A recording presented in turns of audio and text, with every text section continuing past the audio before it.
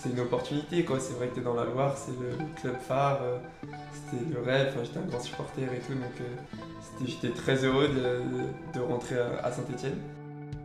Nous qui sommes de la Loire, on se rend pas bien compte de Saint-Étienne, mais enfin, c'est extraordinaire Saint-Étienne, il faut bien s'en rendre compte. C'est quand tu pars en fait que tu t'en rends compte. Bonjour à tous, dans cet épisode je m'entretiens avec Dylan Chambaud. Dylan est joueur de football professionnel à l'AS Saint-Étienne. Dans cet entretien, Dylan nous parle de son quotidien de sportif de haut niveau. Je le remercie sincèrement de s'être livré et de m'avoir accordé cet entretien. Je remercie également Gaëtan qui a permis la mise en relation. Bonne écoute. Dylan, merci de me recevoir chez toi. Avec plaisir.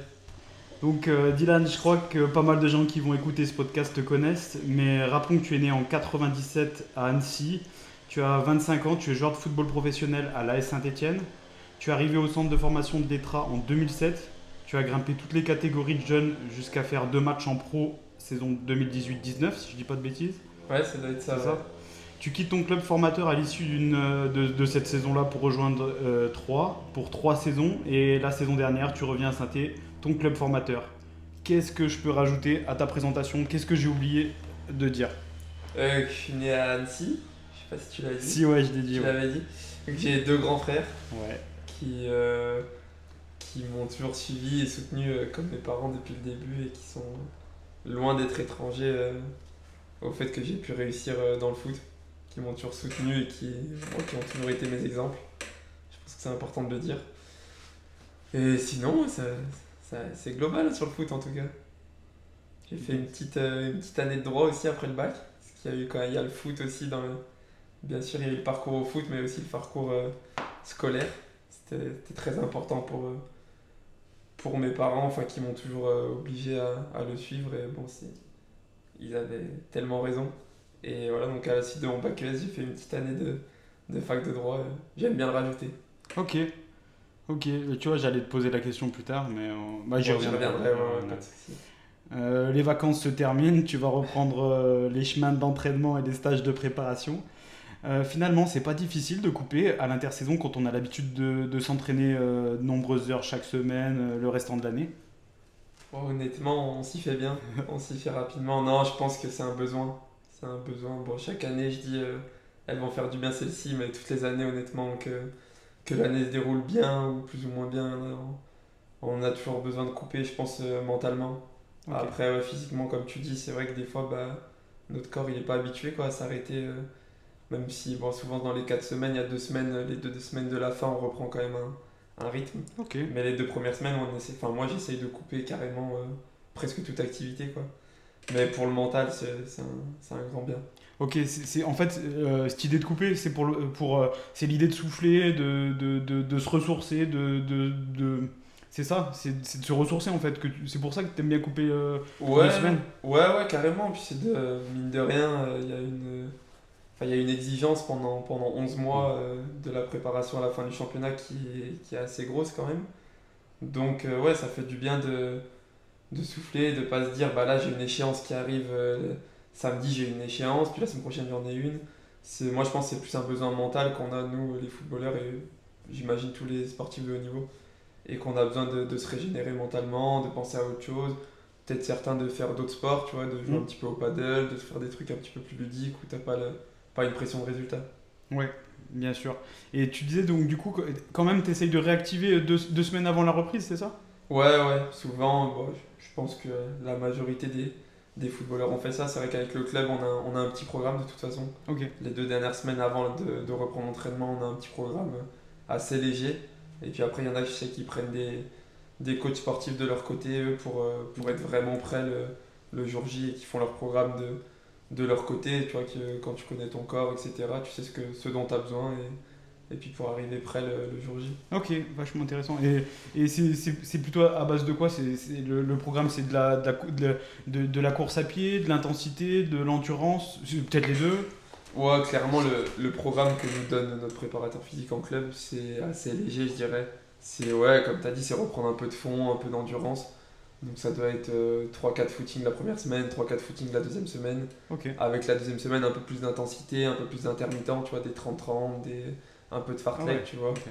Mais ça reste tranquille, tu vois, c'est un petit footing, un peu d'abdos, de gainage, c'est histoire de remettre le corps en activité et le préparer pour ce qui va arriver, parce qu'en juillet, on sait que c'est un gros mois. Yes. Revenons à tes jeunes années. Donc, tu rejoins la SS à 10 ans. C'est finalement extrêmement jeune. Je crois qu'à cette époque-là, tu habites à Vauches. Donc, tu as une vingtaine de kilomètres Mhm. de chez toi. Peux-tu nous parler de ton quotidien à cette époque-là, à 10 ans, quand tu rejoins le club? Ouais, bah, déjà en y repensant, c'est sûr que c'est hyper jeune, 10 ans. Honnêtement, Ouais, enfin, si dans le futur j'ai un gosse, peut-être que je le mettrai pas aussi jeune, tu vois. Mais en fait, si tu veux, la SS me voulait déjà depuis peut-être 1 ou 2 ans. Et mes parents avaient retardé.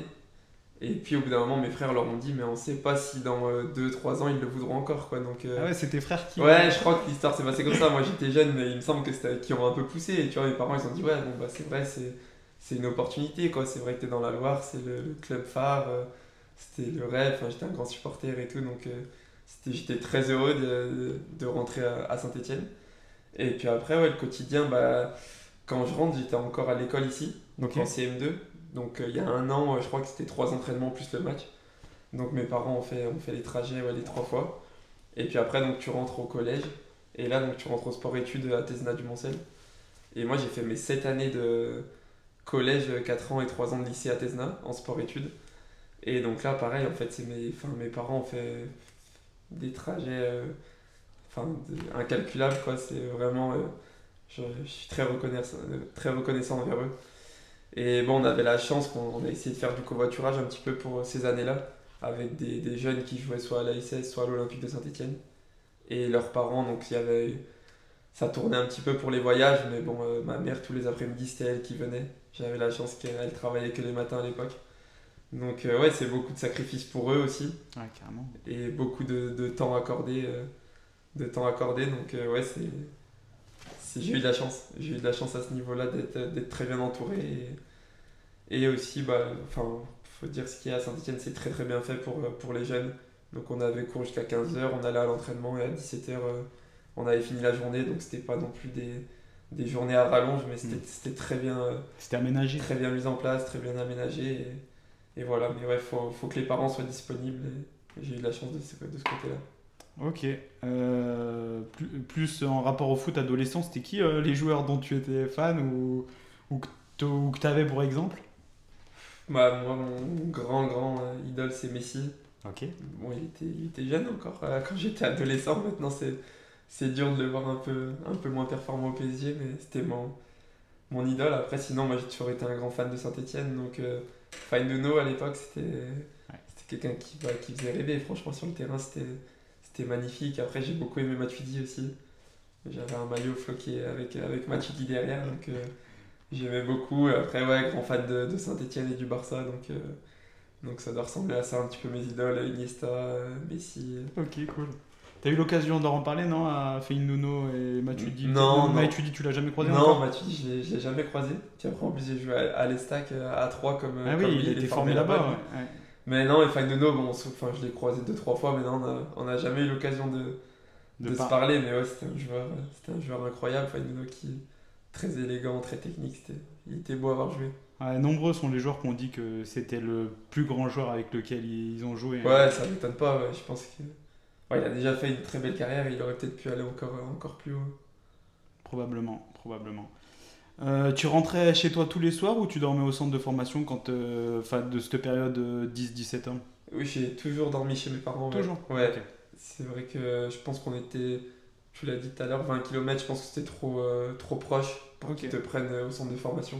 Ok. Et puis moi, j'étais très heureux de rentrer chaque soir, parce que Avec c'est la quand même famille. lourd pour des enfants Enfin, lourd. C'est quand même particulier de partir de chez toi à 14, 15 ans, 16 ans, d'être en internat. Donc moi, j'ai eu la chance de rentrer tous les soirs, et tant mieux.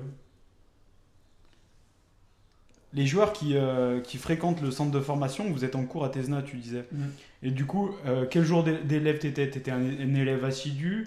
T'étais un élève plutôt turbulent? Enfin, vu les études que t'as fait, j'imagine que quand même tu devais être assez assidu, mais quel genre d'élève t'étais? Ouais, non, j'ai toujours été ouais, assidu, très sérieux. Je- ma, ma maman me lâchait, nous lâchait pas trop, pardon, les trois fils sur ça. Mais ouais, non, j'ai toujours été sérieux. Et ouais, j'appréciais l'école, tu vois. C'était pas quelque chose qui me faisait rechigner ou que je n'aimais pas. Donc ouais, j'ai toujours été sérieux, c'est toujours très bien passé. Après au lycée, quelques bavardages et tout, on commence un petit peu à... Ouais, c'est normal. Mais non, j'ai toujours été un bon élève, ouais. Ok. Et donc, du coup, ton niveau d'études, tu disais fac de droit? J'ai bac plus 1, ouais. Bon, c'est un petit niveau, mais bon, j'étais quand même content de... Non, c'est bien. Si tu veux, après le bac, enfin, je sais pas si t'allais revenir un petit peu, mais après le bac, j'avais pas forcément de perspective très claire au niveau du foot. Ok. Donc, il fallait que je continue et que j'ai une porte de sortie au cas où. Donc, j'ai toujours aimé le droit. Je sais pas, peut-être parce que j'ai vu des séries sur des avocats, ou tu vois, je sais pas trop pourquoi, ou de défendre des gens, tu vois, ça me Ok. plaisait. Donc j'étais parti en fac de droit, en ayant toujours dans la tête, tu vois, le fait d'être footballeur comme malgré Ouais. tout, tu vois, c'était toujours mon objectif principal. Mais ouais, je suis allé en fac de droit pendant un an, que j'ai eu au rattrapage, un petit peu au forceps, mais voilà, donc très...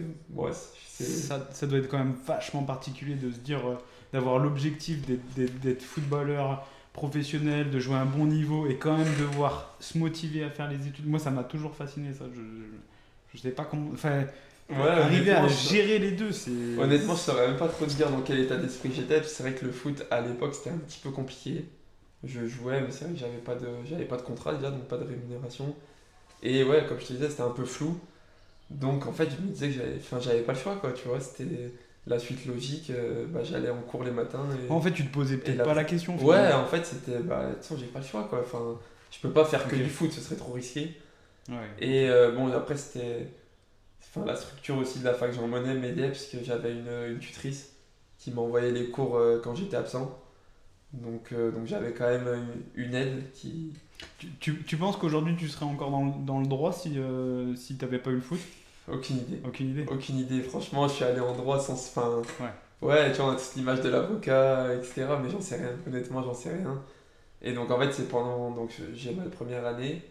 Et ma deuxième année, j'y vais au début. Et très rapidement, je commence à m'entraîner avec les pros. Et on va dire, ma situation au foot change vers le mieux. Et donc, j'ai lâché. En cours de la deuxième année, j'ai vite lâché l'école. Ouais, ok. C'est quoi, du coup, quel est ton plus grand, ton plus beau souvenir de ces années au centre de formation? Je pense. Ouais, j'allais dire, c'est toutes les rencontres que j'ai faites. Franchement, enfin, il y a encore des amis qui sont encore mes amis actuels, tu vois. Enfin, c'est que des bons souvenirs. Le centre, ouais, on faisait que rigoler, honnêtement. Enfin, c'est une bande de potes qui s'entraînent, tu vois, qui jouent au foot, même s'il y avait l'exigence.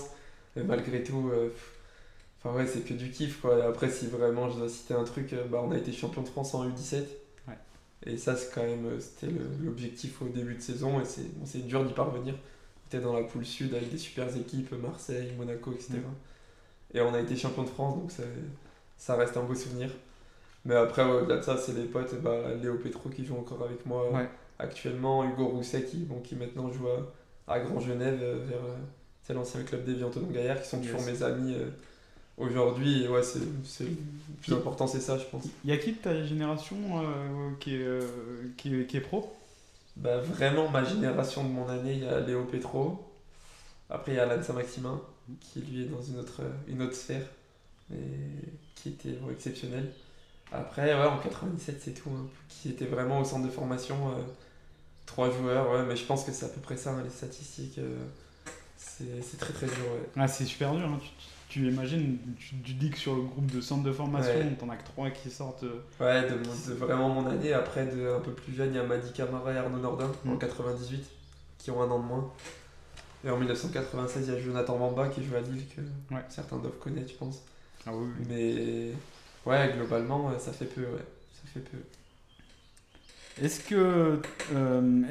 que ça t'arrive aujourd'hui que du coup des jeunes du centre de formation viennent te poser des questions, te demander un conseil? Honnêtement, pas trop. Ouais. Ouais, pas trop. C'est vrai que. Non, soit ils osent pas, soit. Tu sais, maintenant, je crois que les jeunes, ils ont aussi beaucoup de confiance en eux. Ouais. Peut-être plus que nous à l'époque. Tu vois, ils C'est se sûr. posent moins de questions et ils sont plus C'est sûr. très très sûrs d'eux. Mais non, tu vois, il y avait le coach d'une équipe de jeunes l'année dernière qui m'avait dit, enfin, on devait le faire justement, que moi j'intervienne 1 heure et que les petits me posent des questions. Bon, ça n'avait pas pu se faire parce qu'on n'a jamais trouvé le temps, tu vois. Et lui, après, a un peu oublié, enfin, il m'en a plus parlé. Mais ouais, je pense que c'est.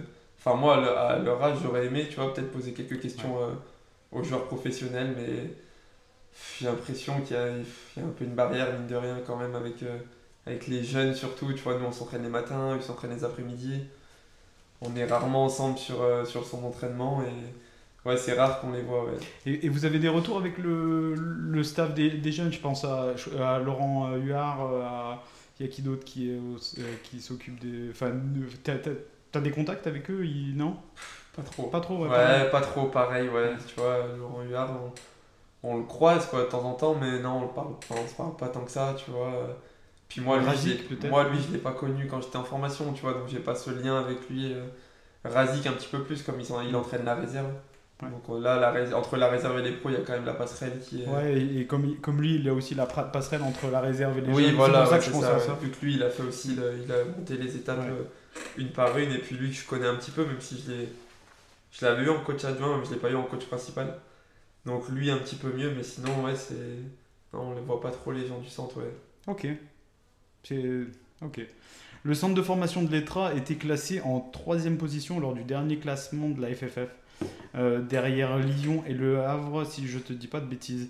À ton avis, à quoi c'est dû la détection des jeunes talents, les coachs, les staffs, les techniciens, l'infrastructure, peut-être tout ça finalement?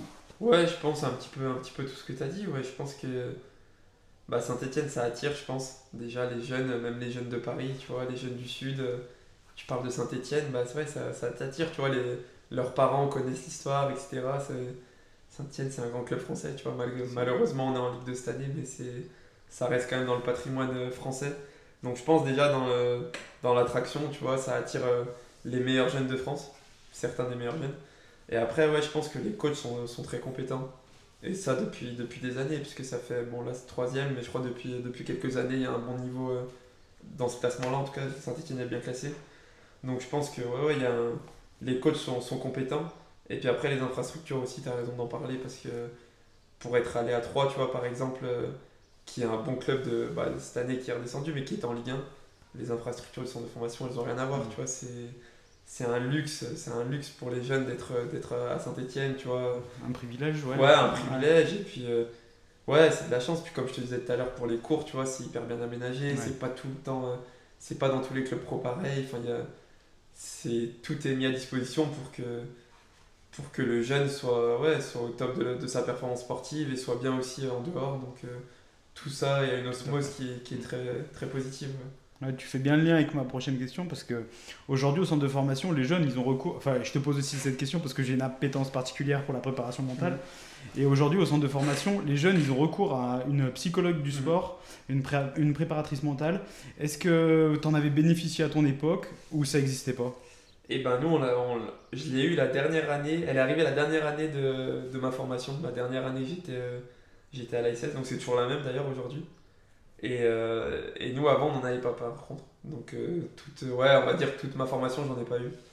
Et je pense que ouais, c'est quelque chose qui est en train de se développer depuis quelques années maintenant, mais on sait que s'il n'y a pas de honte déjà d'en parler, de tes problèmes, de ton stress, voilà, c'est quelque chose qui s'est démocratisé maintenant et heureusement. Et ouais, non, c'est très très bon pour les jeunes, encore plus. Voilà, à l'adolescence, t'as d'autres problèmes en plus en dehors que des fois t'oses pas parler même à tes parents, etc. Donc c'est très bien qu'elle ait rejoint le club et je pense que les jeunes doivent en profiter. Ouais. Ok, t'as répondu, en répondant, t'as répondu à ma prochaine question. Et maintenant, elle travaille avec nous pour ajouter aussi. Ah ouais? Ouais, Okay. depuis cette année, là, on l'a régulièrement, on a affaire à elle, on a des petits rendez-vous, des petits entretiens.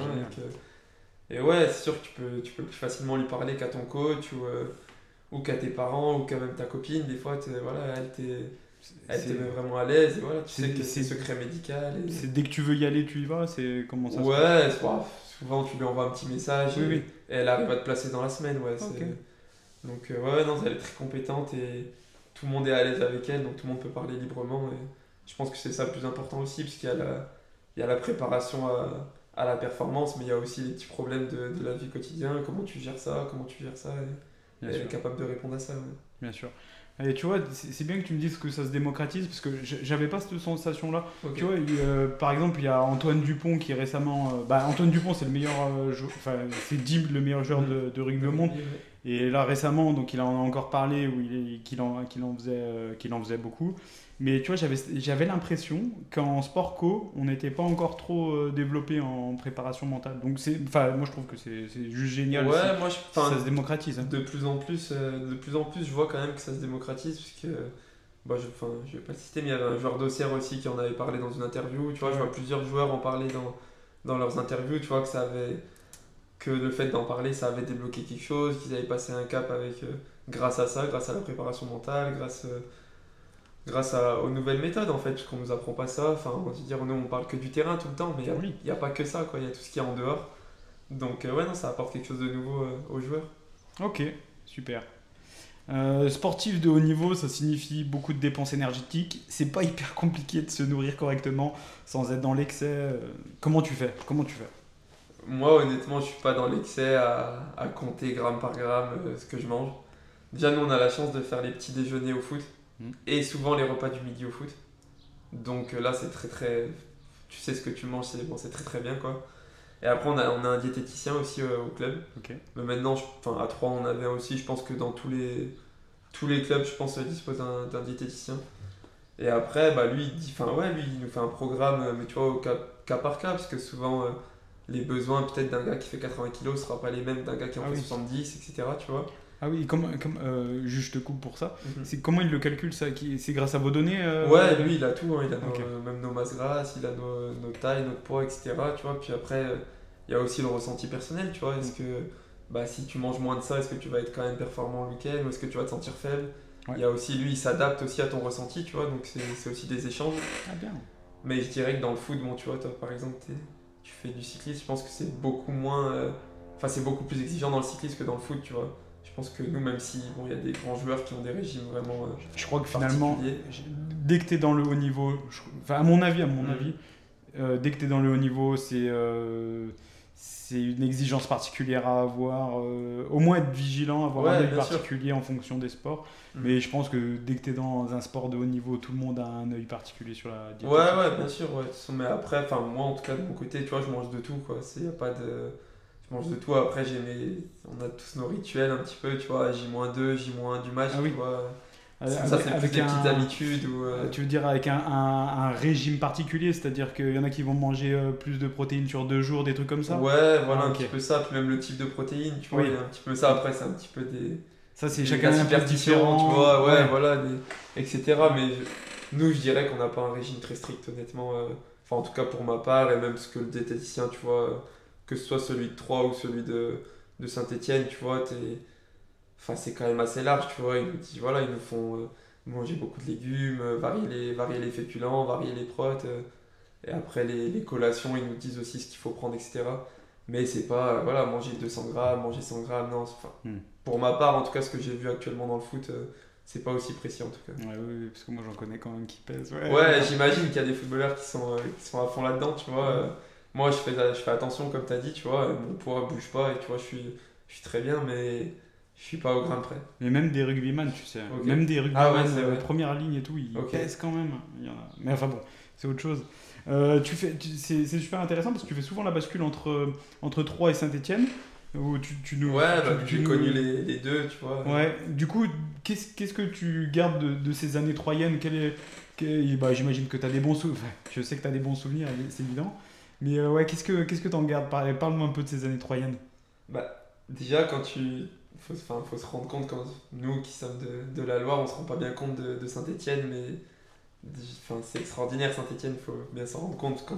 C'est quand tu pars en fait que tu t'en rends compte. Moi j'ai adoré Troyes, mais par exemple, tu vois, les supporters, etc., bon, ça a rien à voir, tu vois. Saint-Étienne, c'est magique. Mais au-delà de ça, moi j'ai surkiffé mes années troyennes. Comme je t'ai dit, j'avais pas forcément de perspective à Saint-Étienne. Et pour moi, c'était une opportunité en or d'aller là-bas. Et donc, je me suis vraiment régalé. Et après, ouais, le club très très bien, très carré aussi. Et tu vois, après, c'est différent. Si tu veux, là-bas, le centre d'entraînement est juste à côté du stade. Donc, tu t'entraînes, tes vestiaires de match sont les mêmes que les vestiaires de la semaine. Il n'y a pas, tu vois, comme à Saint-Etienne, Letra et Geoffroy Guichard. Mm. Donc ça, je pense qu'il, enfin, ça en parlait de le changer, tu vois, là-bas. Ah ouais, ok. Ouais, donc tes couloirs de match sont les mêmes que la semaine, etc. Donc les infrastructures sont un petit peu moins bien qu'à Saint-Etienne, on va dire, que ce soit la salle de muscu, les kinés, etc. Mais moi j'ai rencontré plein de belles personnes là-bas, franchement un club très familial quand je suis arrivé. Et bon, maintenant il est passé c'est sous le pavillon City Group Ah oui, c'est vrai. depuis 2 ans peut-être maintenant. Et bon, Ah oui, t'es parti après? ouais, je suis parti après, ouais, ils arrivent. Il me semblait qu'ils étaient arrivés une année. Ok, d'accord. Ouais, non, je les ai même enfin 1 an et demi, ouais, je les ai connus, ouais. Ils sont arrivés au milieu de mon aventure troyenne et bon, ça peut-être, enfin, ça a professionnalisé peut-être un petit peu l'ensemble, mais ça a perdu un petit peu l'âme du club, je pense, et de ce côté familial qu'il y avait quand moi je suis arrivé. Mais bon, après, c'est les clubs qui, avec les investisseurs, maintenant, on a l'habitude. Mais sinon, non, à 3 j'ai que des bons souvenirs. Pareil, tu vois, je te disais que mes plus beaux souvenirs au centre, c'était les rencontres que j'ai faites. Et à 3 bon, c'est pareil, tu vois, moi, je suis beaucoup dans l'humain, et que ce soit les kinés, les mecs de la communication et tout. Enfin, tu vois, j'ai rencontré des personnes super et ouais, je me suis régalé. Top. Revenons à Saint-Étienne. Ces dernières années, plusieurs joueurs locaux sont venus étoffer le groupe professionnel. Je pense à Louis Mouton, Étienne Green, Léo. Toi, je dois peut-être en oublier d'autres. Est-ce que tu penses que c'est plus dur, moins dur de réussir quand on est un local issu du centre de formation ou un joueur issu du centre de formation plutôt un expatrié? C'est une bonne question. Je sais pas. Je sais pas, parce que comme tu dis, tu vois, il y a des contre-exemples de nous qui sommes parvenus. Je pense quand même que c'est plus dur quand t'es vraiment local. Bah déjà, on part de plus loin, on arrive très jeune, donc il y a beaucoup d'étapes à passer. Et ouais, des fois, on te fait pas trop de cadeaux avec. On met peut-être un petit peu en avant ceux qui viennent de plus loin, ceux qui ont été peut-être parfois acheter des petites sommes, tu vois, alors que le formateur, on les met un petit peu plus en avant. Mais je pense que toutes les personnes que tu as citées, tu vois, c'est les valeurs de synthé, quoi. Tu vois, il y a personne qui a lâché, tout le monde a persévéré. Et bien sûr qu'il y a eu des moments compliqués, mais bon, on a réussi. Donc, même pour les personnes locales, c'est pas impossible. C'est pas impossible, ouais, bien sûr. Cette année, j'ai eu le privilège d'être invité par le club à assister à votre échauffement en bord de pelouse pour la rencontre contre Niort. Je connais bien le stade puisque je suis abonné depuis 17 ans. Néanmoins, j'imaginais pas le bruit que ça faisait quand tu étais sur la pelouse. En fait, ça canalise l'énergie, ça canalise le bruit vers la pelouse, si tu veux. Et enfin, tellement, quand j'y repense, ça me met les poils, tu vois. Et sincèrement, je pense pas qu'on puisse être imperméable à cette énergie, à ce bruit. Comment tu te sens par rapport à ça? Est-ce que ça t'inhibe, ça te stresse? Est-ce que ça te concentre? Mais enfin, moi, ça m'a marqué vraiment. Alors que ça, tu vois, ça fait 17 ans que je suis abonné, mais je trouve que quand j'étais en bord de pelouse, c'était un truc de fou. Moi, Et alors, en plus, c'était que l'échauffement. Hein. C'était même pas pendant le match quand il y avait tous les chants, etc. Ouais, non, comme tu as dit, je crois que truc de fou, c'est une bonne expression. Ouais, c'est magnifique. Après, ouais, enfin, vous allez peut-être pas forcément me croire, mais ouais, quand t'es vraiment dans le match, tu l'oublies un peu, quoi. Enfin, tu passes outre, ou tu vois, t'entends le bruit, mais t'es dans ta bulle quand Ouais, même. t'es focus. Ouais. T'es vraiment focus. Après, ouais, quand t'es dans le couloir, tu vois, juste avant de rentrer et t'entends ça, ça te galvanise, honnêtement. C'est que des bonnes sensations, du bon mood, tu vois, et ça donne de la force. Et ouais, c'est magnifique, franchement. Avec la saison compliquée qu'on a fait, tu vois, qu'on ait eu autant de soutien, c'est beau. Cette année, c'est les 90 ans du club. Bah, tu le dis, enfin, on en parle depuis tout à l'heure, un club chargé d'histoire. Mais finalement, est-ce que c'est pas trop pesant aussi pour vous cette histoire? Parce que j'imagine, on nous dit, enfin, il y a souvent le retour que le joueur pro de Saint-Étienne, on l'attrape quand il fait ses courses, on l'attrape pour faire des podcasts, on l'attrape quand il va au pain. Est-ce que finalement, c'est pas hyper pesant aussi dans ce club, dans ce club? Non, pas forcément pesant, mais c'est sûr qu'il y a une pression enfin, il y a une pression supplémentaire. C'est sûr que enfin, à Saint-Etienne, tu dois gagner. Et à Saint-Etienne, en Ligue 2, surtout, on doit remonter en Ligue 1. C'est une obligation, c'est une pression de la part des supporters, et même de tout le monde au club, tu vois, des salariés. C'est la pression, oui, les joueurs, on l'a pour remonter, quoi. C'est une obligation. Maintenant, bon, honnêtement, j'ai jamais été embêté en faisant mes courses ou quoi que ce soit, on peut quand même aller se balader en ville, etc. Mais c'est sûr que dès qu'on nous reconnaît, on nous parle du foot, quoi. C'est quelque chose, tu vois. Moi, je refais encore le lien avec 3, mais à 3, personne te parle du foot. Les gens te reconnaissent pas, tu vois. Enfin, je veux dire, on a été champion, le lendemain, j'allais faire mes courses, personne me reconnaissait, tu vois. Enfin, pour l'image, on va dire ça, tu vois. Et à Saint-Etienne, c'est sûr que bah, les gens, ouais, c'est leur vie, quoi, tu vois. Le foot, c'est. Donc, ça, c'est une pression supplémentaire, mais c'est aussi. Enfin, c'est une motivation aussi incroyable, tu vois, de se dire quoi, qu'on joue pour toute la ville et que si ça se passe bien, quand ça se passe bien, c'est magnifique, quoi. Il nous parle de ces valeurs-là, de l'histoire de Saint-Etienne, de l'histoire du club. Donc forcément, tu peux pas y échapper, mais encore plus quand tu as fait le centre de formation. Ouais. Et, euh, et est-ce que vous en parlez aussi avec les joueurs qui arrivent? Ou est-ce que eux vous en parlent du coup? Parce que arriver dans un club, comme tu dis, quand arrive un club, un joueur qui pourrait être transféré par exemple de Troyes à Saint-Etienne, ça peut être aussi difficile peut-être pour un joueur qui arriverait pour arriver à gérer ça, non? Je sais pas, est-ce que... Ouais, non, c'est sûr que bah, comme je te disais, la pression, elle a rien à voir, Ouais. honnêtement, c'est autre chose. Après, ouais, bien sûr que je pense que déjà que le coach et les dirigeants, quand ils appellent le joueur et quand le joueur vient, ouais, ils le sensibilisent à ça et ils lui disent, bah voilà, ici on n'est pas. Ouais, tu Enfin, vois. on est dans une grande place historique et la ville vit avec le club, quoi. Donc je pense que ouais, je pense que c'est important aussi de le savoir quand t'arrives, de le dire aux joueurs et de s'en imprégner de ça. Yes. Tu es de la génération qui a grandi avec les nouvelles technologies. Aujourd'hui, depuis déjà nombreuses années, les séances vidéo font partie de ton travail.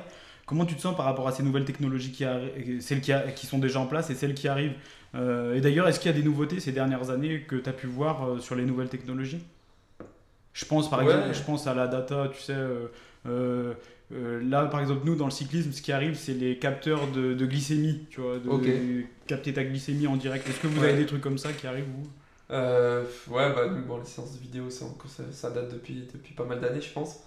Mais ouais, en pré-saison, depuis 2 ans, je crois, ouais, je saurais mal te l'expliquer, mais quand on fait des efforts vraiment intensifs, on nous prend, je sais pas, on nous pique là et ça doit être calculé un taux aussi. Une saturation ou la VO2 Ouais, je max? sais pas exactement, tu Ouais. vois, et ça, bon, c'est quelque chose de nouveau, tu vois, que j'avais pas trop vu. Et après, ouais, bah, on voit que la technologie, elle a pris de la place, parce que, bon, on joue avec des capteurs, on joue avec des GPS, donc des capteurs pour la fréquence cardiaque, des GPS pour les données, tu vois, de sprint, de course à haute intensité, de distance parcourue, etc. Et ouais, ça, ce qui change, c'est bah, t'arrives sur le terrain, maintenant il y a un ordi, quoi, il y a une tablette, tu vois, il y a une petite table avec un ordi. À 3, j'ai vu ça en muscu, pareil, tu vois, on te calcule, tu fais des développés couchés, on te calcule aussi la vitesse à laquelle tu lèves la barre, la puissance. Moi, ça, je pense que c'est un peu trop, pour être très honnête. Je pense que la vidéo, c'est bien pour le foot, pour voir bah, ce que tu as fait de bien, ce que tu as fait de mal, etc. Après, moi, l'excès de données, personnellement, je suis pas fan. Je trouve que le foot, c'est pas des maths, tu vois. Enfin, c'est pas, voilà, faut pas calculer tout pour. Mais bon, on y arrive, enfin, on y arrive, heureusement ou malheureusement, je sais pas, mais voilà, il y a l'optimisation de la performance qui est recherchée maintenant à tous les niveaux. Et ouais, la technologie, ouais, ça a une place quand même importante, ouais. Hyper intéressant, ok. En, en rugby, tu sais que maintenant, ils utilisent même des drones des fois. Ils mettent Ok. un drone au-dessus Ouais, de ça l'entraînement. nous arrive aussi. Enfin, Ah nous, je ouais? sais que tous Ok. nos entraînements en fait sont filmés. Ok. Mais à 3 il y avait un drone. Ouais, maintenant que tu le dis. À 3 il y avait un drone. Quelqu'un qui faisait le drone, quoi, pour avoir une vue du haut, quoi, en Ouais, fait, c'est de ça. la séance. Ça, bon, ça, je trouve que c'est bien. Après, ouais, voilà, c'est une nouvelle technologie. C'est sûr que tu vois un drone. Bon, pour nos grands-parents et tout, ça paraîtrait fou, j'imagine. Ouais, Mais, ouais, c'est vrai. mais voilà, pour la vidéo, c'est bien, quoi, de voir les choses du haut. Voilà, ça replace tactiquement, tu peux travailler, etc. Donc, ouais, le drone, ça, on l'a eu en fait aussi à 3. À Saint-Etienne, c'est différent, mais je sais qu'il y a des caméras aussi qui nous prennent un petit peu de haut, tu vois. Et Donc, ouais. il y a une réelle marge de progression grâce à ces nouvelles technologies. Ouais, je sais qu'à 3 en tout cas, justement sur ces drones, sur ces vidéos, je sais qu'on le faisait beaucoup. Tu vois, le lendemain, tu avais l'entraînement de la veille qui passait, tu vois, avec le staff avait mis ce qu'il fallait corriger, ce qu'il fallait travailler. Il y a aussi bah, ouais, grâce à la vidéo, on faisait, du coup, le lendemain, on va travailler ça. Parce que hier, ça, c'était pas assez bien, on va travailler ça le lendemain. Donc, ouais, c'est plutôt ça. Après ouais, il y a beaucoup, au niveau des GPS, de la fréquence aussi, ça donne des bonnes références aussi pour les préparateurs physiques. Je sais ils s'en servent beaucoup et puis aussi pour doser les séances aussi. Si on voit que on avait prévu 4 séquences, mais au bout de la troisième séquence, tout le monde est oxy, tout le monde est cramé, peut-être qu'on va calmer un petit peu la quatrième. Je sais qu'ils font beaucoup, ils travaillent beaucoup leur semaine sur ça. Ouais. Ah oui, ok. Vachement intéressant. Le lendemain d'un match, est-ce que tu regardes tes stats dans la presse spécialisée ou est-ce que au contraire tu ne veux pas savoir? Pas du tout. Honnêtement, ouais, pas du tout. Que ce soit les notes ou que ce soit les petits commentaires qu'on peut voir dans le progrès. Bon, nous, c'est le progrès par exemple à Saint-Etienne ou même dans l'équipe. Des fois, peut-être quand c'est dans l'équipe, je sais pas s'ils font la Ligue 2, mais bref. Toutes ces notes-là, moi, honnêtement, non, je les regarde pas. Je les regarde pas. Ça, c'est plus, tu vois, c'est plus les proches en fait. Les proches. Ah, ils t'en parlent? Ouais, des fois, ils tombent. Mes proches m'en parlent pas, ma famille. Mais mes potes, tu vois, par exemple, ils peuvent m'en parler. Ah, là, t'as eu 4, t'as eu 5. Moi, honnêtement, je m'en fous, tu vois. Enfin. Je considère que j'ai assez de recul pour savoir si j'ai été performant ou pas, tu vois. Et puis la presse, malheureusement, quand tu vas faire un bon match, tu vas lire les choses positives. Ça, parce que ça flatte l'ego, t'es content et tout, mais toutes les fois où tu vas pas être bon, ça peut détruire un joueur, ouais, franchement. Ah ouais, il y a des joueurs qui peuvent souffrir de ça. Ouais. Ah ouais, tu penses qu'ils arrivent pas à... Ouais, je pense que ça fait mal quand même de lire des choses négatives, donc je pense que même quand... tu vois, ça, maintenant, même quand je suis bon, je regarde rien, quoi, tu vois. J'essaye en tout cas de faire abstraction à ça, ouais. Et tu crois être le seul être le seul. Tu penses que vous êtes ouais, les joueurs... je pense que de plus en plus on essaye de se protéger de ça, ouais, honnêtement, ouais. Après, bon, comme tu as dit tout à l'heure, les réseaux sociaux, nous on y est beaucoup malheureusement, et on tombe dessus, tu vois. Enfin, malheureusement, des fois, heureusement, tu vois. Tu lis des trucs positifs, t'es content, mais souvent il y a plus de négatifs que de positifs, donc la critique. Ouais, la critique, c'est ça, de toute façon. Puis... Donc ouais, non, moi j'essaie de faire abstraction et ouais, je pense que beaucoup le font, ouais. C'est typiquement le rôle que pourrait vous aider à la préparatrice mentale, à avoir les clés justement, à switcher complètement. Ouais, carrément, ouais. Elle nous le dit, ouais, carrément, ouais. Après, voilà, des fois tu tombes dessus, tu tombes dessus, tant pis, mais il faut essayer en tout cas de faire abstraction, mais c'est pas toujours simple. Ouais, c'est pas simple, ouais. Ouais, c'est exactement ça, ouais. Comment tu t'occupes pendant les déplacements? Jeux de cartes, j'allais dire PlayStation, mais tu sais, console portable. Qu'est-ce que tu fais? On est très, très jeux de cartes. Ah, ok. Ouais, on a énormément joué à la coinche cette année, que ce soit dans le bus, dans l'avion, même à l'hôtel, des fois, tu vois, quand on joue le lendemain, la veille, après le repas, tu vois, une petite coinche. On avait une belle équipe de coinche, tu vois, là, donc ouais, non, on a passé des bons moments avec les cartes. Il y avait qui jouait? Là, moi j'étais souvent avec Léo Petro et on jouait souvent contre Anthony Bréançon et Mathieu Cafaro. Donc voilà, sa chambre, ça fait des petits paris, tu vois. Donc ouais, non, on a vraiment passé énormément de temps sur la coinche, ouais. Ok, c'est marrant, tu vois, j'aurais jamais cru parce que on m'avait dit que t'aimais beaucoup la PlayStation pourtant, ou que tu jouais beaucoup à FIFA, non? C'est ça? Ouais, j'ai joué, mais de moins en moins, tu vois. Ah ouais? De moins en moins la Play, bon là, tu vois, j'ai la Play 5, mais j'ai joué pas mal à FIFA et à Call of, tu vois, mais de moins en moins honnêtement la Play. Et après, il y en a qui jouent, tu vois, qui jouent à la Switch et tout dans les déplacements, mais globalement, déjà, on fait tout en avion, enfin, on fait presque tout en avion, donc les déplacements sont très courts. Donc ça va très vite, tu vois, certains juste ils dorment, tu vois, une petite sieste, et puis voilà, mais ouais, nous, beaucoup de jeux de cartes, ouais. Tu fais souvent la sieste, toi? La semaine d'entraînement, tu parles, ouais. Franchement, presque, ouais, tous les jours, hein. J'ai vraiment pris le rythme. On a la chance, comme je te disais, de faire le petit-déj, le déjeuner là-bas. Le repas du midi, c'est une chance. Enfin, je considère ça comme une chance de le faire au foot. Et on rentre vers 14h à peu près. Entre guillemets, on n'a plus rien à faire, quoi, tu vois, plus d'exigence, on n'a pas à se faire à manger, tu vois. Donc souvent, ouais, je rentre et je fais une petite sieste, ouais. J'ai pris cette habitude-là, ouais. Cool. Tu n'es plus qu'à... Enfin, si je dis pas de bêtises, tu me diras si je dis une connerie, mais pour moi, tu n'es plus qu'à 2 matchs de ton 100e match pro. Est-ce que pour toi, ça va être quelque chose de particulier, le 100e? Il en manque un peu. Dans ce stade. Ouais, je l'ai passé ce stade, ouais. Ah d'accord, ok. Je dois être à 100 et quelques, ouais. Je sais que ça a été particulier, du coup, ma question marche quand même, ça a été particulier. Ouais, non, c'est sûr, 100 matchs en pro, c'est un beau cap. Ok. On peut dire, à partir de 100 matchs qu'on a fait une petite carrière, quoi, c'est déjà beau. Donc ouais, c'était une fierté d'avoir 100 matchs chez les pros. c'est un super cap, ouais, et j'espère que je vais aller à l'autre maintenant et que j'irai au 200. Ouais. Ouais, ça va aller vite. Où aimerais-tu être dans 5 ans? C'est une bonne question. Dans 5 ans, honnêtement, si je peux encore être à la SS en Ligue 1 et jouer ici, proche de ma famille, proche de mes amis, ce serait le rêve. Ouais, ce serait de jouer ici, de jouer en Ligue 1, de faire des derbies contre Lyon et de faire bon augure en Ligue Est-ce que tu as un rêve? 1. Wow, ouais. Le rêve, je vais voir très grand, on va dire, jouer au Barça. C'est peut-être inatteignable, pardon, mais c'est mais, pas grave, c'est le mais principe d'un on rêve. va rêver grand. Ouais. Ok, cool. As-tu une passion en dehors du foot? Pas spécialement, honnêtement, j'adore passer du temps avec mes proches, etc., écouter de la musique. Voilà, mais j'ai pas vraiment de passion autre que le foot ou le sport en général. Ouais. T'écoutes quoi comme musique? Beaucoup de rap, beaucoup de sons français. Je suis très français, même un peu de variété, un peu de années 2000, années 80. Je suis très français, mais ouais, on va dire principalement du rap, ouais. Oh, cool. Bon, bah super, je te remercie pour cet entretien. C'était vraiment super sympa. T'as éludé aucune question, t'as vraiment répondu à tout. Je t'en remercie. Avec grand plaisir. Avant de finir, si t'avais un message à faire passer aux supporters, ce serait quoi? Aux supporters, bah, merci déjà de nous avoir soutenus cette année qui a été compliquée pour vous, pour nous, pour tout le monde. Et puis bah, on vous attend dès le mois d'août pour la nouvelle saison. On va essayer de faire beaucoup mieux, d'atteindre l'objectif et on va essayer de remonter en Ligue 1. Top, merci beaucoup. Merci à toi.